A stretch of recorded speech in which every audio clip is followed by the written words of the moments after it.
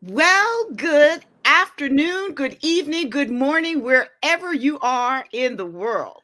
Welcome to another episode of the Urban Entrepreneur Show, where we dive into the strategies and mindsets that drive success in today's competitive marketplace. I'm Anna Banks, your host, and today we have the incredible guest with us all the way from Nigeria. His name is Odeyemi Olayiwole. Did I get that almost right? Let me try that one again. Odeyemi Sure. Olayiwole. Great. I always try to get people's names Olayiwole. right because Great. that's Yeah. very important. And he is the CEO of Inspired to Lead, a global leadership development organization. He is a leadership expert with 23 years of experience across multiple sectors, including nonprofits, of faith-based organizations, healthcare, and public and private sectors. He has trained leaders internationally, helping them to unlock their potential and make a lasting impact in their fields. In fact, just today, as we were about to come on, I saw that there was someone there who actually gave Odeyemi some kudos on his leadership on our Facebook page.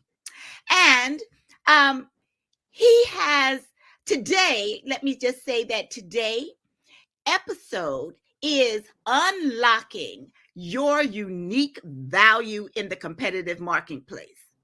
And Odeyemi will share his insights on how entrepreneurs discover and harness their unique strengths and differentiate themselves, grow their business, and thrive in any environment. So get ready for an enlightening and powerful conversation. Welcome, welcome, welcome to the Urban Entrepreneur Show, Odeyemi Olayiwole.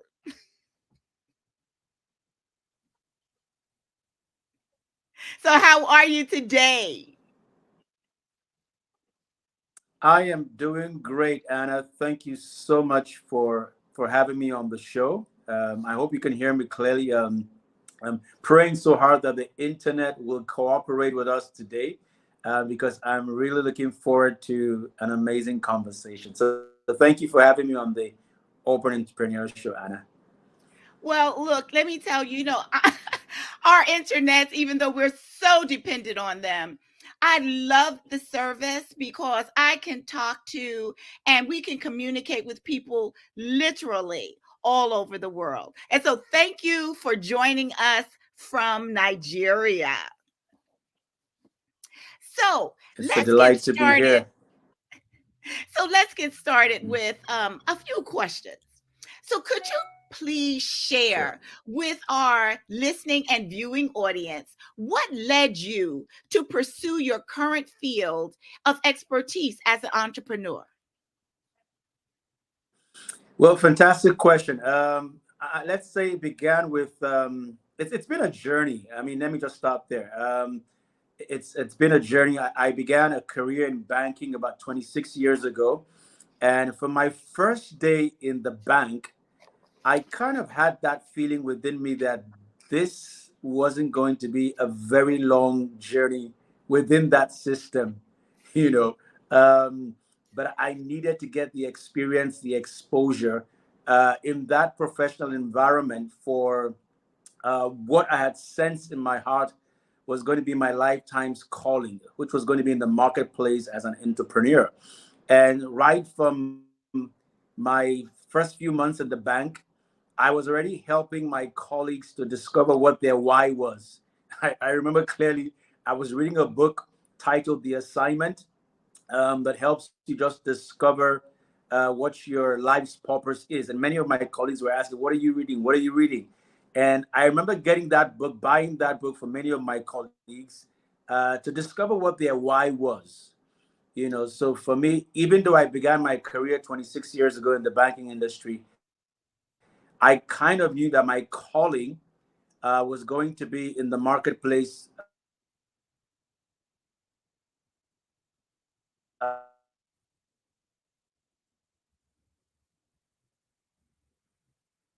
help companies with their lives. So outside of that, Okay, so you're breaking up just a tad bit. Um, but let's keep going. okay, Can you hear me? I can hear Okay, you loud and clear. great. Yes. So I know you from, seeing you from afar for many years. So I am just really excited about the fact that you are now a guest on the Urban Entrepreneur Show. And one of the things that I know about you is that you've spoken about the importance of discovering your uniqueness in business. So, can you share how you identified your unique value in the marketplace and how it shaped your leadership journey? Now, you've told us a little bit about the book, but tell us more. Yeah, well, lovely question, Anna. And for me, I think that's my unique selling point in what I do. One of the reasons why I couldn't stay in the bank where I was because I had discovered my uniqueness. And I always tell people, once you discover who you are and your why, it's difficult to stay where you're not supposed to be. And so I think the journey in becoming a very successful entrepreneur is discovering who you are, which is your uniqueness. I mean, there are over 7 billion people upon the earth, and everyone has unique thumbprints or fingerprints, as the case may be. All of us are wired and created in unique ways. And so there's a place for everyone in every place, just like you have a football team or a soccer team. And everybody has unique parts to play on that team. So for me, I mean, there were four key things that helped me discover my uniqueness, as an entrepreneur, as a business person, as a leader. The first one was people. Um, the moment people begin to talk about your uniqueness in a specific area, I like people to pay attention to. When 80% of the people in your life are telling you the same thing about yourself, it's worth looking at more closely. And so, everywhere I went, everywhere I did things, 80% of the people in my life were saying the same things about me, and that made me to look inwards, okay, because I'd grown up with quite a number of disabilities that made me have um, low self-esteem, low self-worth. But here I was meeting people, and 80% of them were celebrating certain gifts and talents that they saw in me. So I think the first thing is to pay attention to what people are saying about you. I mean, the positive things. And when you find out that 80% of people in your life, people that know you, love you, trust you, and even strangers are saying the same thing, hey, uh, then there's something that you should need to pay attention to. That's the first thing. And so for me, I knew that communication was one key thing, and leading people was another thing, because people just kept on saying things about me in that area. The second thing was my passion. I just found out that I I I I, I naturally gravitated towards doing certain kinds of work. It filled my cup. It was more like, thank God it's Monday when I was doing those things, not thank God it's Friday. For some, one of my life's goal is to help companies create a culture where it's thank God it's Monday. And the only way you can create that kind of culture is when people have found their uniqueness and they're using it in a place that celebrates that uniqueness. So, one, it was people. Two, was that I was able to find out what I truly love, what filled my cup. But not only that, did it fill my cup, I was good at it. I had natural abilities and talents to do it. So it was a struggle for other people to do, but I naturally could get those things done. And I think lastly was the fact that people were willing to pay me to do it. So let me kind of put this puzzle together just to help someone who is watching the show, who is trying to discover their uniqueness, that can just help them. One, people will celebrate that thing in you. So you find that 80% of people in your life are celebrating that thing, that you can bring to the marketplace.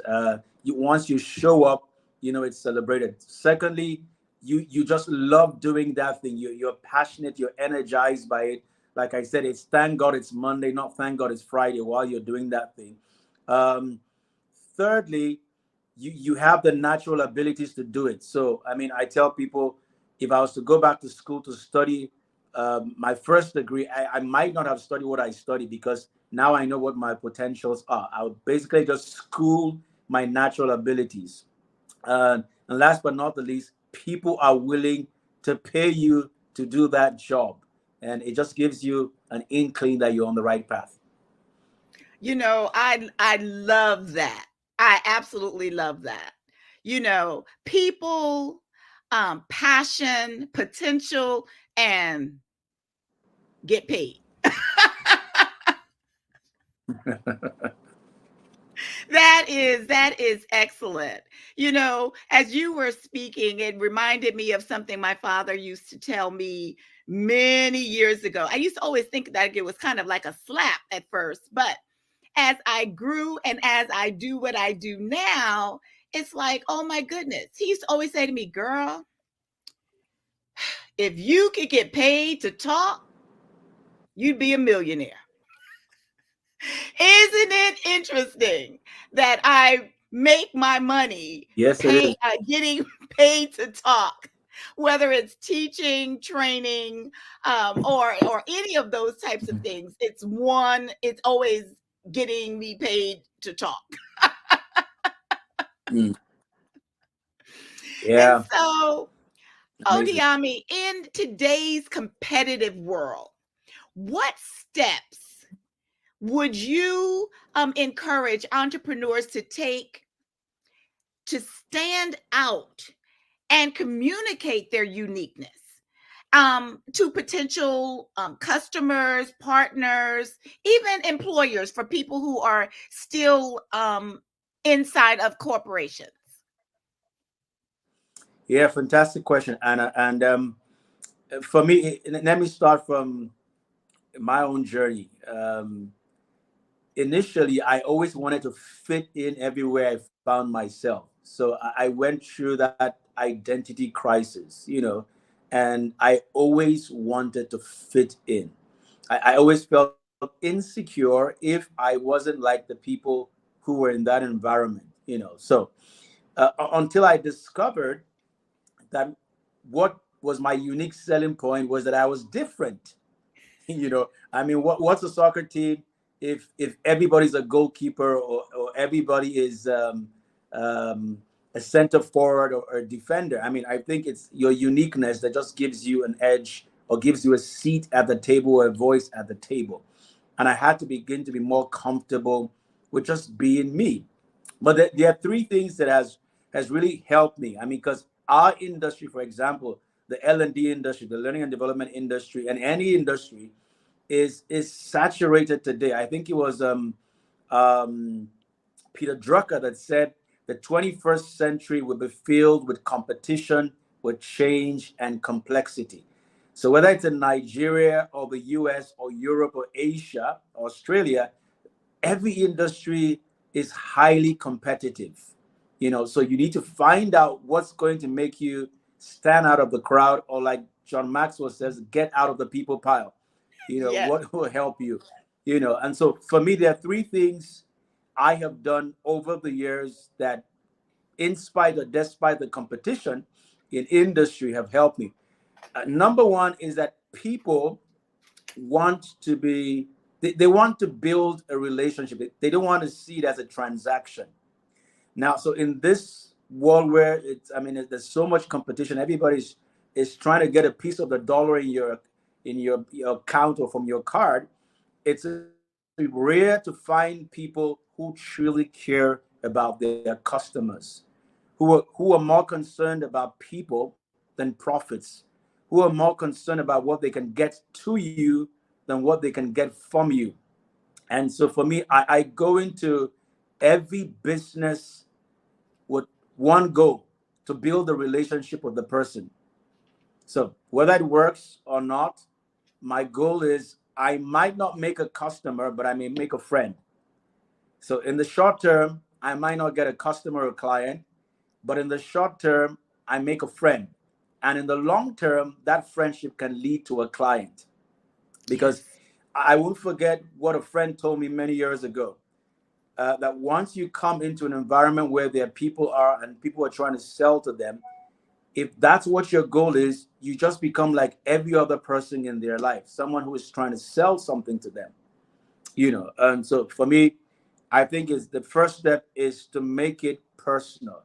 Your goal is to build a relationship, with the people before the product or the service. And I think anyone who is into sales knows that it's not about how much you talk, but how much you listen to the client. So when they feel heard, it makes it easier for them to dip their hands into their pocket. So the first secret that has worked for me and keeps working is to be relational, not transactional. So it's not about the immediate dollar. It's about how can I win a friend, make a new friend, because people do business with people they know, they like, and they trust. So that's the first step. Um, Make it personal. Everybody's looking for personal service. They're looking for someone who makes them feel special, who makes them feel heard, who makes them feel seen. So whether it's a high-paying client or a low-paying client, I want to make it as personal as possible. And you don't see that in the market a lot. So if you can go into any business and make it as personal as possible, you're going to stand out of the crowd, because most people are out there for the profit. Most people are out there for the transaction, and they don't really care about the people they're trying to sell to. The second thing is to make sure you are very professional. So it's not enough to be professional. You need to be the best you can be. What do I mean by being professional? Work at being the best you can be. Work at being the best you can be at what you do. Go the extra mile to ensure that you give the customer or the client the best possible service or product without cutting corners. And so professionalism in this day and age where people are thinking of profits, so they're cutting corners. The process is not as excellent as it should be. If you're someone who is process driven, very professional, you will stand out of the crowd. So for me, I go the extra mile to give the client more than what they are paying for.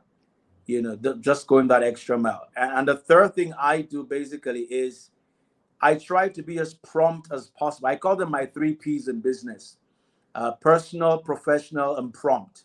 Okay, so I try to be personal, meaning I'm out to build a relationship with you. I try to be very professional, meaning I'm going to ensure I do all the research, do all the homework, go the extra mile to ensure you get the best possible quality, no cutting corners. And I also make sure I'm prompt as possible. So I try to deliver before I promise, not after. And so Mm. most people show up late for meetings. They deliver their products later than scheduled. They're not on time. But if you can deliver before time, you will always be on the mind of the client. So make it personal, make it very professional, and make it prompt. I guarantee you, no matter how many people are in your space, you will be in the top 5%. Oh, I love that.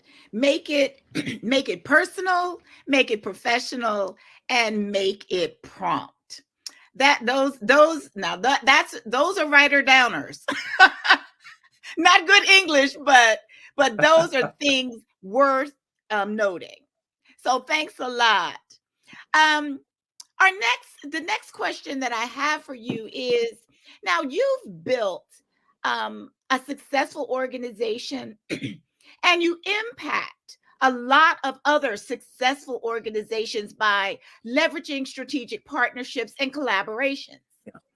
So, how can entrepreneurs identify and create mutually beneficial partnerships that help them to unlock their unique strengths?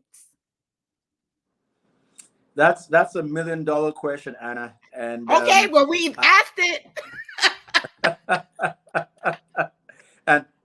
I wish I could say I've always been like that, but that wasn't me before. Um, I learned that from my wife of 20 years and my friend of 29 years. So she's been my friend for 29 years and she's been my wife for 20 years. And it was from her I learned the gold that lies in partnerships and collaboration. And like in the Maxwell family, competition is more like a curse word. We don't talk about being competition. We talk about the word collaboration. And Absolutely. for me, once I discover the gold that lies in partnerships and collaboration, I can tell you my business just went off, just scaled to not addition, but to multiplication. The impact, the influence, the income of my business went from addition to multiplication just by leveraging strategy partnerships and in collaboration. But for it to work, I call it my rule of five for for partnerships that truly work, that would lead to impact, influence, and income. The first thing has to do with vision. Um, it has to be a partner that shares common vision with you. It might not be the same vision, but they share a common vision. I'm a people's person, so it's always about the 3 R's: people, planet, profits. So I'm very key. I start with the people part of it. How is it going to impact the lives of people more positively? How are we going to get more to them than take from them? I'm not satisfied going into a company to coach, consult, or train, and they don't get a return on the investment of the money invested there. I tell you a quick story of something that just happened. I don't know whether I should share it, but I'll share it.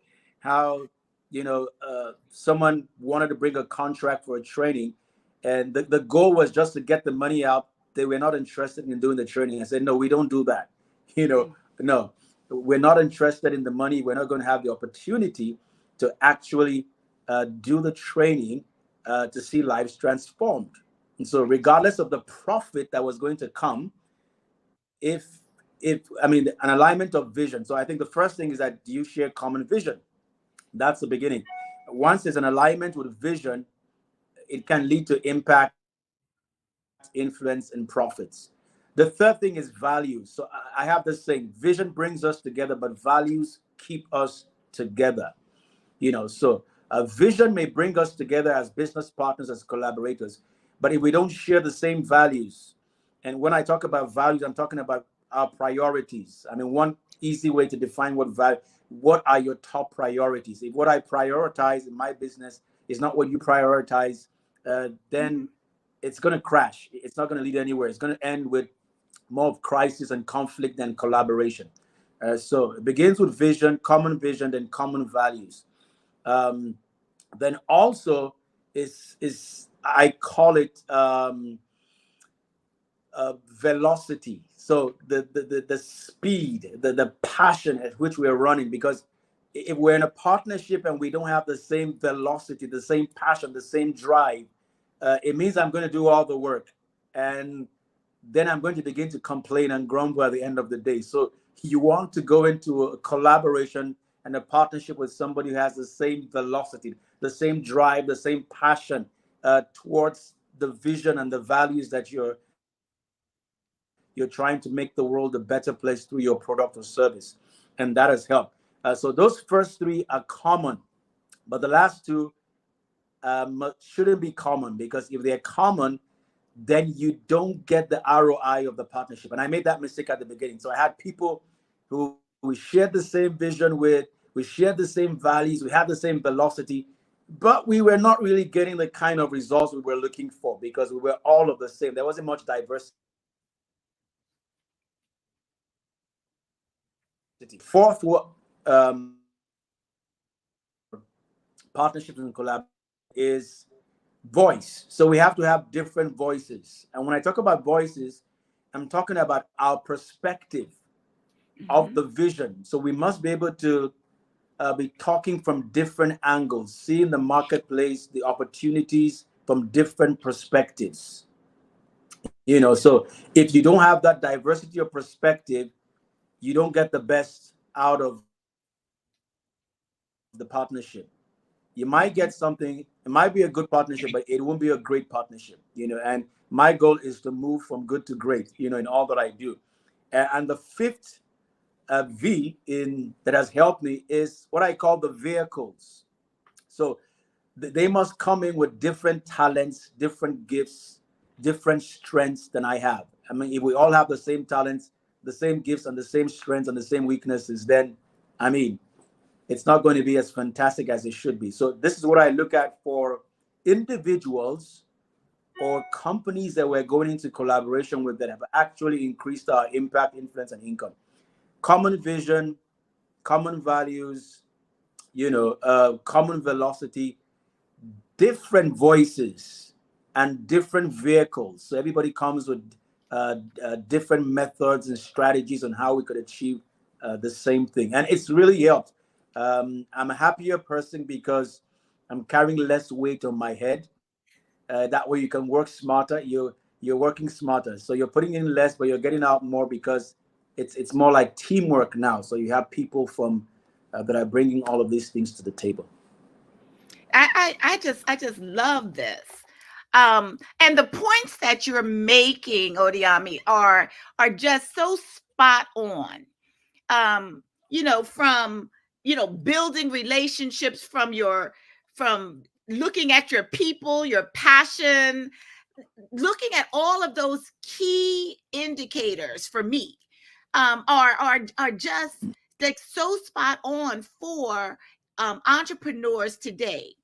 And so then when you come in with this step for vision, values, velocity, making sure that those things are in alignment, but also adding in the different voices so that you can get different perspectives as well as different vehicles. What are you bringing? How are you bringing? I just love that. It's like you have already made sure that everyone that had a hammer or doesn't treat everybody like a nail. You make sure that the tools that the people that you're collaborating will are synchronistic, that they work together and not necessarily having to do the exact same job. Now that Yeah, what you just said, those 5 things really epitomizes to me dream work. No, teamwork makes the dream work. If you can get all that together, now you have a that's right. winning team because you have people that are bringing their gifts to the table and you can bring your gifts and your strengths. So thank you for giving us that. I really hope that those who are listening really wrote those things down. So could you just repeat the 5 V's again?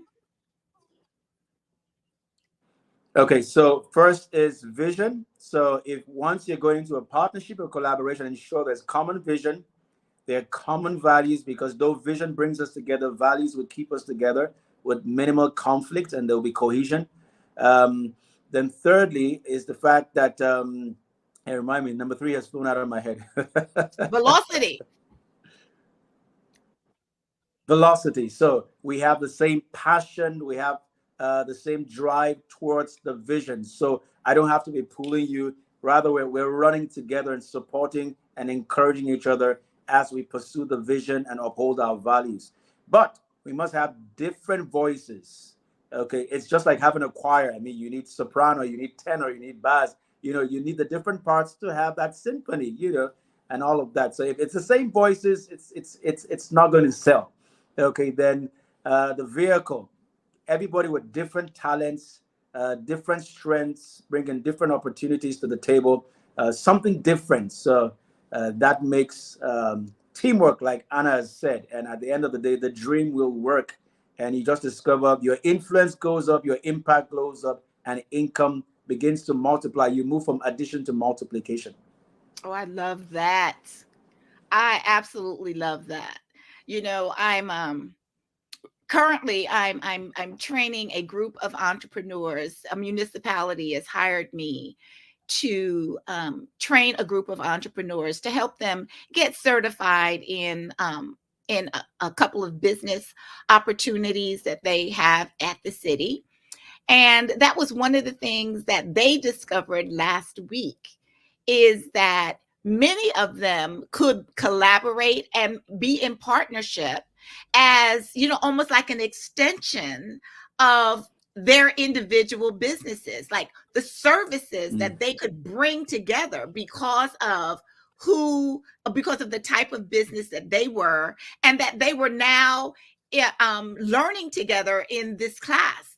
And so, I just really, I'm a partnership and collaboration person. So this just really sings for me, this question, you know. So, as you Wow. know, many entrepreneurs struggle during tough seasons, when their efforts don't seem to yield immediate results. So, what advice Yeah. do you have for those going through challenges? Like 2023 was challenging for a lot of people. And how can they use those Yeah. moments to strengthen their long term value?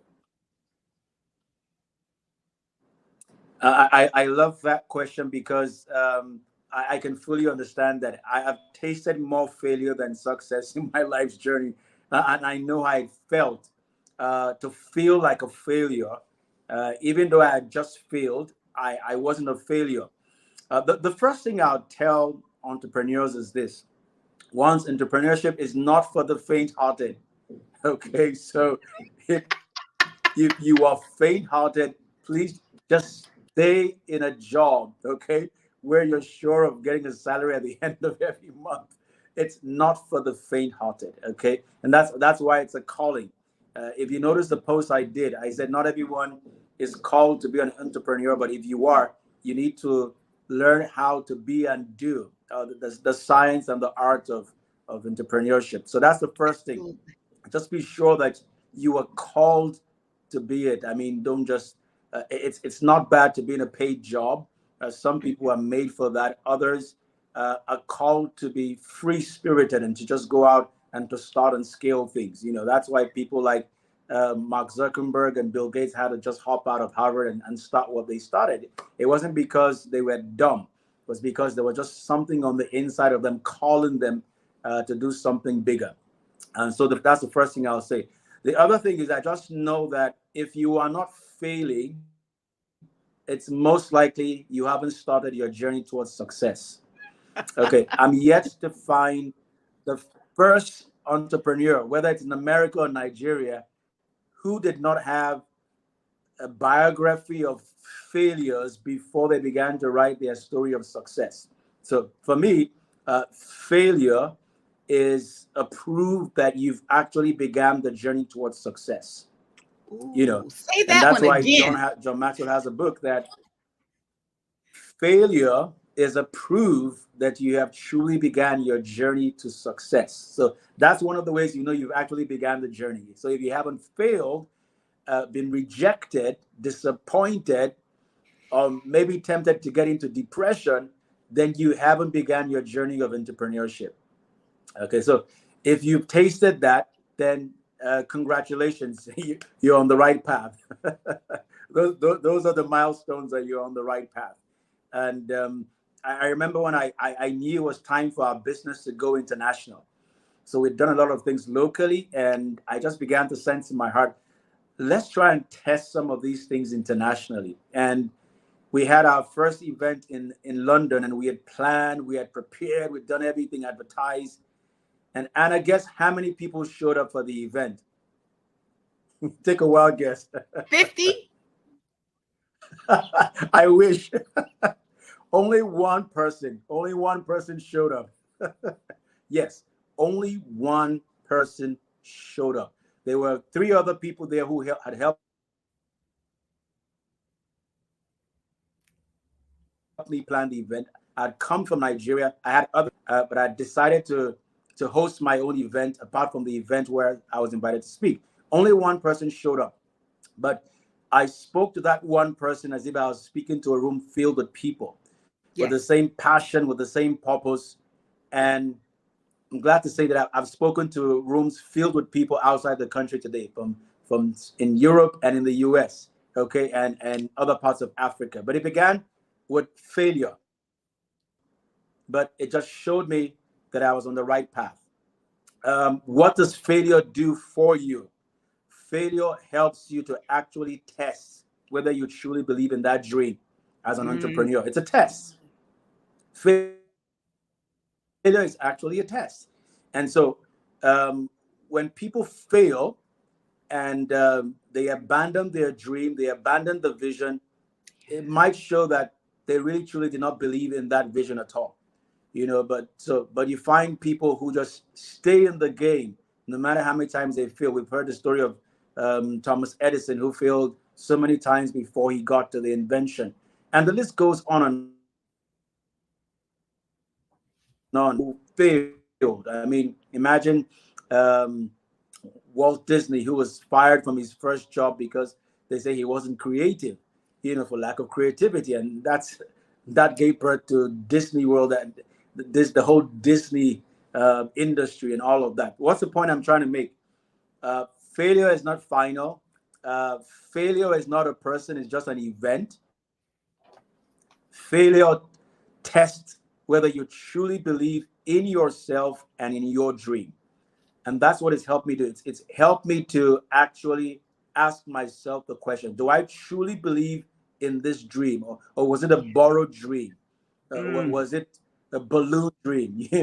Did I just see someone do something and I felt interested in doing it myself? But what it does is this: it helps build your character. And so, what failure has done for me, it's helped to shape my character, because failure after failure after failure after failure showing up just helps to just build that character. And it's also helped to purify my motives, why I'm doing what I'm doing. Is it because I'm Yes. competing with somebody else, or because I truly feel called to make a difference in the marketplace? If it's about making a difference in the marketplace, then I'll stay in the game until I get the right answer. But if it's about competing with somebody, naturally the motive is not right and you're going to give up. So that's what it does for you. It builds your character, but it also builds your competence. Remember, perfection is a product of practice. And I think it was John who said, I mean, you have to have spoken at least 10,000 times before you just get that cutting edge. So as you just keep failing forward, as our mentor would say, it helps to build your competency. And Yeah. so, what I've learned in my journey, of maybe that'll be for another podcast talking about failure. you know, it's helped me to build my character, but it's also helped me to build my competence. Those two things have happened in my life in those dark moments where I failed, where I felt ashamed. I was even avoiding friends and avoiding family. I wasn't going for social events and all of that because I just felt I'd given up something that was so sure for something that I felt was my calling. And here it wasn't working out. There Mm-hmm. was really nothing to show for years, and but I knew it was what I was called to do, and I just kept at it. My character was being built, so I wasn't competing with anybody. I was competing with myself, and also I was getting better at what I was doing. And here we are today. Absolutely. Absolutely. I love that. That failure does a few things. Like it'll put you under, or else it will make you stronger. That is for sure. Yeah. And I also like one more C. It builds your confidence. because as your character is being built, as your competence is Mhm. being built, you also grow your confidence, because there's that knowing inside of you Mhm. that just keeps pushing you forward. That I know it's happened for me Yeah. more times than we'd like to talk about. But I really do appreciate that so much, just giving us those those couple of tips on how we can use those moments of failure, um, tough seasons, in order to strengthen the things that we want for the long term. And so thank you so Yeah. much. I could Now, add a couple of more if you want to. well, let me ask you this question, and then I'll give you an opportunity to add in whatever else you'd like. Will that work for you? Sure. Great. So, effective communication, and you've mentioned this and you've sprinkled this through our time together quite a bit. But effective communication is a key part of leadership. So, how can entrepreneurs enhance their communication skills to better convey their unique value to their teams, to their customers, to their stakeholders, to their families? How can they do that? Yeah, a great question. And let's say on the hierarchy of soft skills for leadership, I think, and or being an entrepreneur, communication comes in as number one. Okay, so it's not number two; it's number one. And when you think about the name Steve Jobs or Barack Obama, one of the first things that comes to your mind is great communicators. Okay, so Yes. one was in the public space of leadership, one was in the private sector of leadership. But of the ideas, of the philosophies that they had. So remember, we talked about the place of vision and values. Now, if you're not a good communicator, I mean, it's just like having power, but there's no transmission of that power. So communication enables you to just transmit all that is stored up in the head. So you have the very solid IQ, it's all in your head. But how do you get it out from your head into reality? Communication helps you do that. And I think it was Warren Buffett who said that you can increase your worth by 50% simply by learning how to be an effective communicator. Now, so everybody, whether you're in the public sector, private sector, entrepreneurs, communication is number one soft skill, and it's not something you just assume. So, how do you build that soft skill? Just like any other skill, it's through training. It will shock you to Anna that I used to stutter. I battled with ADHD, with dyslexia. Remember, I told you at the beginning I had disabilities. Okay, so I had to overcome those disabilities and get over myself to be able to add value to the people that I'm called to serve. And how one of the ways I did that was by learning how to communicate, by being trained. And the first step for me was I began to read books on communication and read books of great communicators. If you look at my shelf here, some of my favorite authors are there, from the Norman Vincent Peales to the John C. Maxwell's, to the Jim Collins, to the Patrick Lencioni's, and the list goes on. Brian Tracy, fantastic communicators. You know, um, I began reading their books and to see how they communicate. And it said that once you read books, you can improve your vocabulary. Okay, so I began to read books, but also I began to listen to them communicate, to listen and to watch them. So I listen to the audios, watch the videos. In communication, 55% is body language, only 7% is voice and all of that. So, and the rest is tone and the rest. So I would just watch them like I was preparing for an exam. I mean, it's that serious, Mm. because the difference between you selling the product or not could just be the communication. That's all. The difference between you getting that client, getting that customer, you have something fantastic to sell, but you don't know how to talk about it. You don't know how to express yourself. So I had to go and learn. I began reading, began watching and listening, but I also began going for trainings. So I come for the IMC in the US, for example, all the way from Nigeria. It's haunting. I'm sitting down and watching world-class communicators on the Mhm. stage, off the stage, and I'm more like a sponge when it comes to learning. I just soak in. If you know anything about me, Anna, when I'm around people, 80% of the time I'm not talking. Okay, No, you're asking 80% of the questions. time I am listening, because I'm asking questions, I'm listening, I'm learning on. So you go there, go for events. I get a coach that would teach you how to communicate. A communication coach, very key, because you have to be that detailed and that intentional. Because remember, Warren Buffett says you can increase your worth of your business by 50%. When you talk about that, the 2-minute elevator pitch, it's all about effective communication. How can you talk about yourself and what you do in a very short time? It takes high level of training.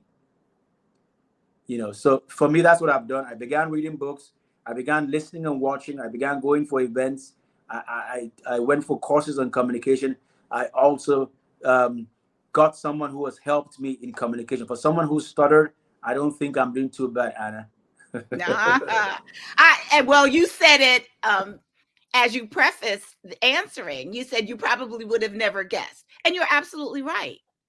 But that to me is just part of the passion. Once we understand, as you know, we are talking about today, our uniqueness.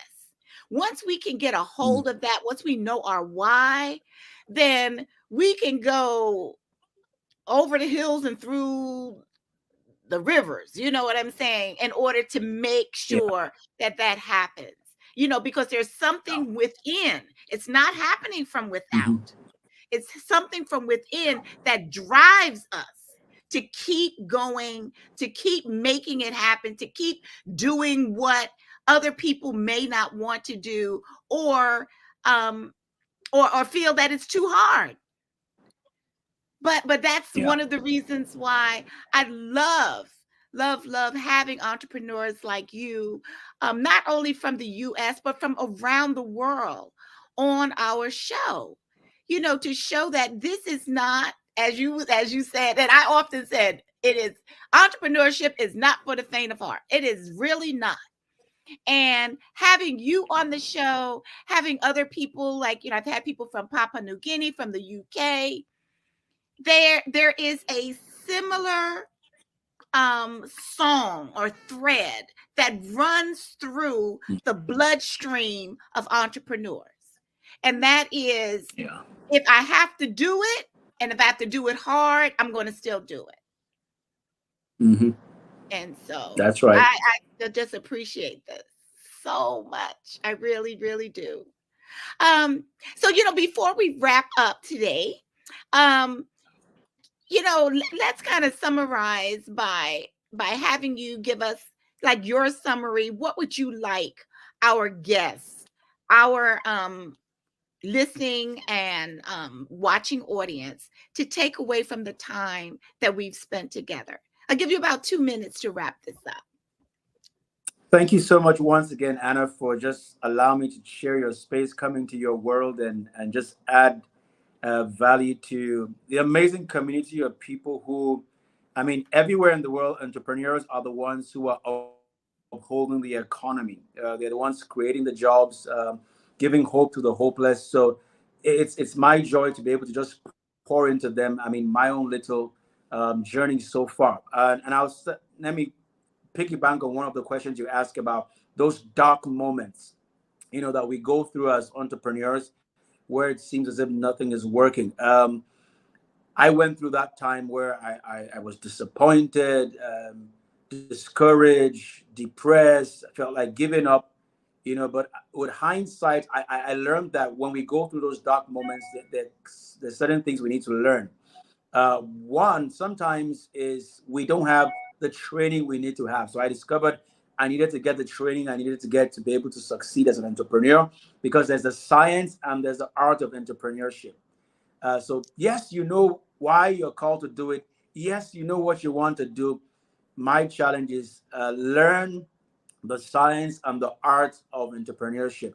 Whether it's formally or informally, you need to do the homework to get the required skill sets and mindsets that is required to succeed. Also, ensure that you're teaming up with the right people. Very key. Also, make sure that you have your right target. For me, at the beginning, I had the right product and service, but I was targeting the wrong market. And so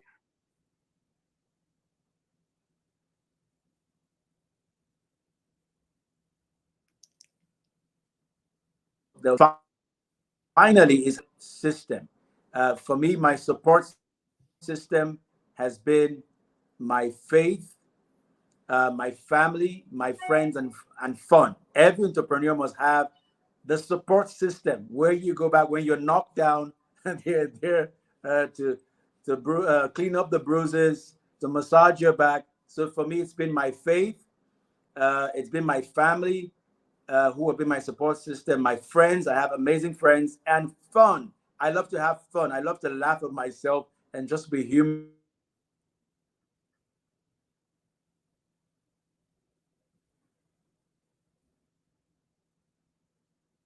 You will be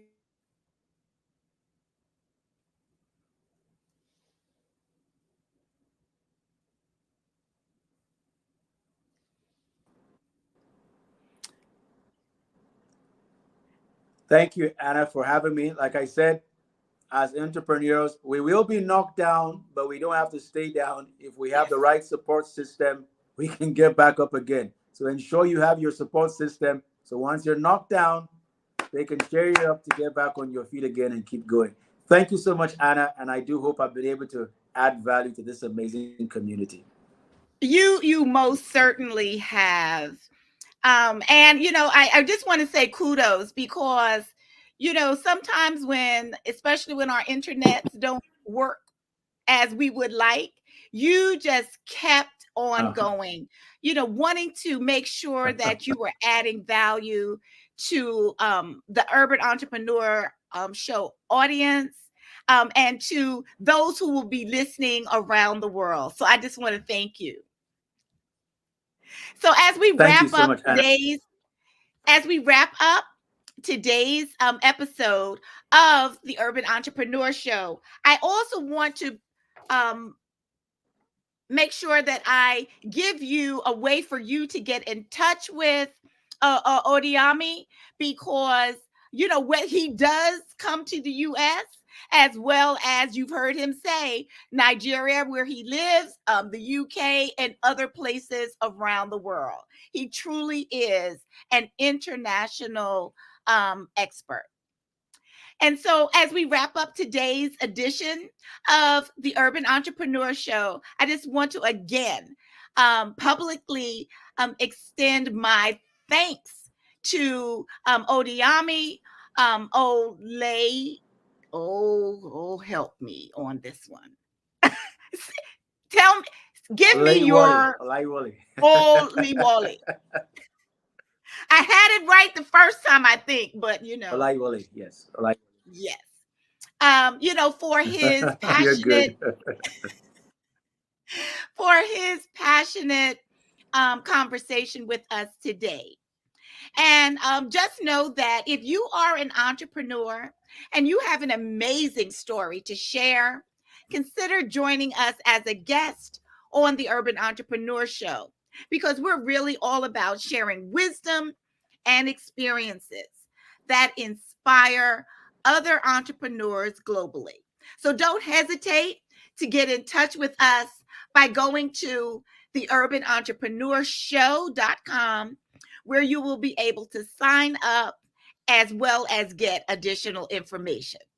And so until the next time, my great thanks to my guests and to all of you who listen week after week to the Urban Entrepreneur Show. Until then, take care, and I will see you on the next one.